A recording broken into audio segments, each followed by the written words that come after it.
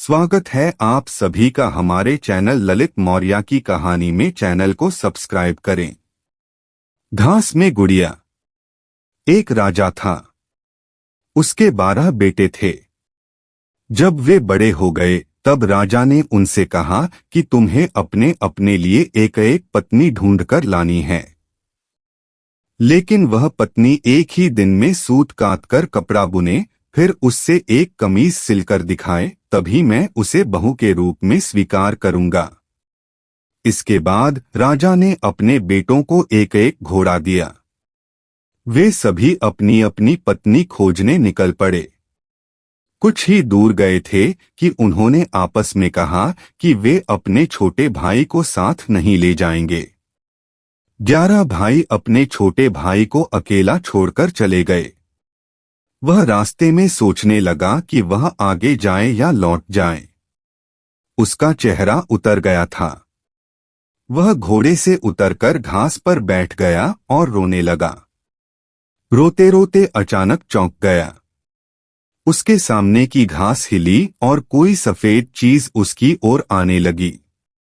जब वह चीज राजकुमार के पास आई तो उसे एक नन्ही सी लड़की दिखाई दी। उसने कहा, मैं छोटी सी गुड़िया हूं। यहां घास पर ही रहती हूं। तुम यहां क्यों आए हो? राजकुमार ने अपने बड़े भाइयों के बारे में बताया। उसने अपने पिता की शर्त के बारे में भी बताया।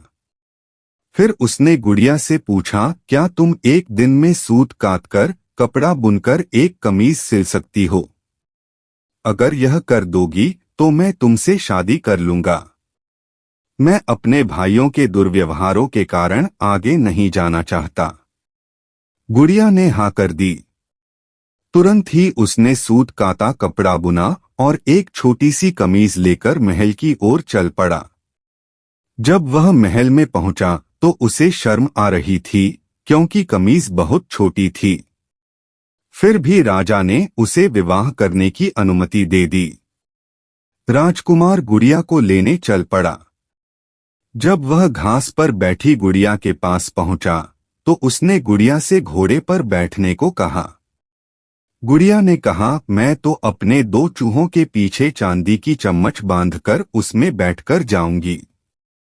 राजकुमार ने उसका कहना मान लिया। राजकुमार घोड़े पर सवार हो गया। गुड़िया चूहों के पीछे बंधी चांदी की चम्मच पर सवार हो गई। राजकुमार सड़क के एक ओर चलने लगा, क्योंकि उसे डर था कि कहीं उसके घोड़े का पांव गुड़िया के ऊपर न पड़ जाए। गुड़िया सड़क के जिस ओर चल रही थी उस ओर एक नदी बह रही थी। अचानक गुड़िया नदी में गिर गई। लेकिन जब वह नदी के अंदर से ऊपर आई तो राजकुमार के समान बड़ी हो गई थी। राजकुमार बहुत प्रसन्न हुआ। राजकुमार महल में पहुंचा तो उसके सभी बड़े भाई अपनी अपनी होने वाली पत्नियों के साथ वहां आ चुके थे। लेकिन उसके भाइयों की पत्नियों का न व्यवहार अच्छा था, न ही वे सुंदर थीं। जब उन्होंने अपने भाई की सुंदर पत्नी को देखा तो वे सभी जल भुन गए। राजा को पता चला कि बड़े पुत्रों ने छोटे राजकुमार के साथ दुर्व्यवहार किया है, तो उसने बड़े बेटों की खूब निंदा की। फिर छोटे बेटे को गद्दी सौंप दी।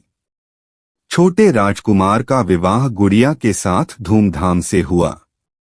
अब छोटा राजकुमार राजा था और गुड़िया रानी। दोनों सुख से रहने लगे।